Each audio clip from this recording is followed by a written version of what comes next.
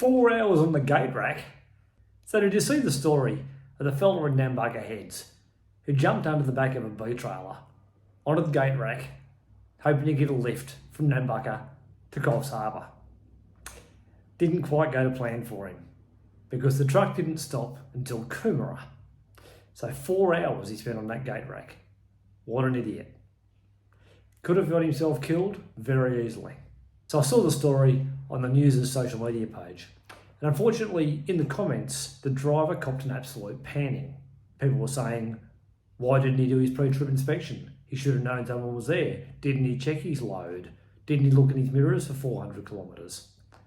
Now, realistically, if you're towing a B-double set of trailers, particularly if they're a B-double flat top set curtain siders, you're not going to be able to see your gates on the gate rack. Therefore, you're not going to be able to see a guy on the gates on your gate rack.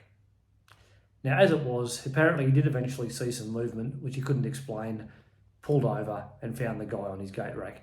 Now, unless the guy was waving his arm out the side and you happened to be looking at the right moment and it happened to be daylight, you wouldn't see it.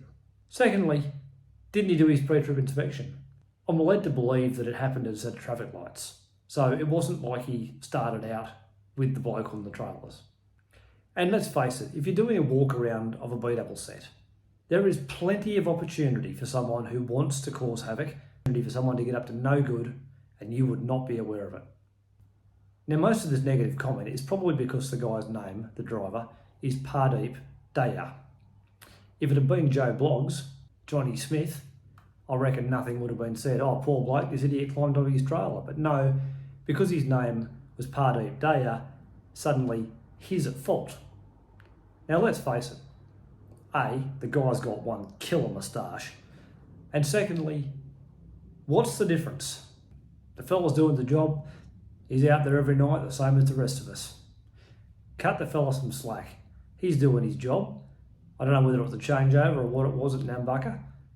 He's heading back to Brisbane. He pulled up when he became aware of an issue, and that was at Coomera. Why didn't he stop and check along the way? Who does? Back in the days when it was ropes, yeah, we used to pull up every couple of hours and check the ropes because ropes were unreliable.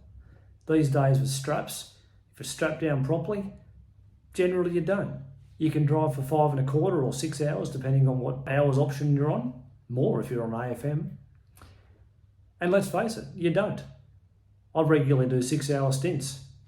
You don't pull over in that time. When you do pull over, you do a walk around, check the load, check the tyres. But you're not pulling over every 2 hours to check the load and make sure there's no stowaways on your trailer. Now, it's just as well the bloke didn't get injured, didn't get killed. He could have fallen off, he could have jumped off, there could have been any number of reasons. I imagine it's a high likelihood that he was intoxicated to start with because no sober person would climb onto a gate rack under the B trailer on a B-double and expect to just get dropped off at the next town. Poor choice. And he got fined for it. But the driver, he did nothing wrong at all. So give the bloke a break. Because, let's face it, you'd expect nothing less. Nobody lives a perfect life, but that's what makes us human.